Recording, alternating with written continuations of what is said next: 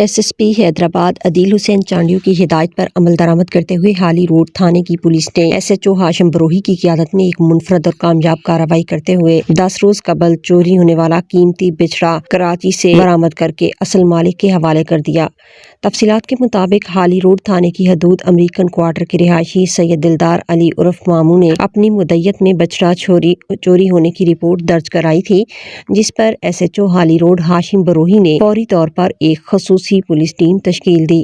Police team نے دن رات محنت کرتے ہوئے جدید اور پیشہ ورانہ انداز میں کارروائی کی۔ پولیس نے ملزم عرفان قریشی عرف منا کو گرفتار کر کے اس سے حاصل کردہ معلومات کی بنیاد پر مختلف مقامات پر چھاپے مارے، جس کے بعد کراچی کے گنجان آباد علاقے سے 8 سے 10 لاکھ روپے مالیت کا چوری شدہ بچھڑا کامیابی سے برآمد کر لیا گیا۔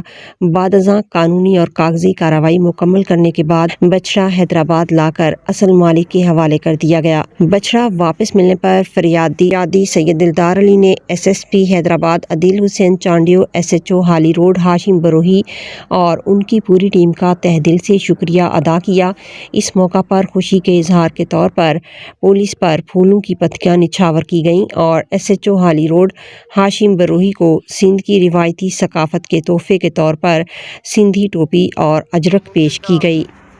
ایس ایچ او صاحب نے بڑی محنت سے دن رات اپنی ٹیم کے ساتھ کام کیا اور جو ہے میرا بچھڑا جو تھا وہ برآمد کر کے دیا اور کراچی سے برآمد ہوا ہے بچھڑا۔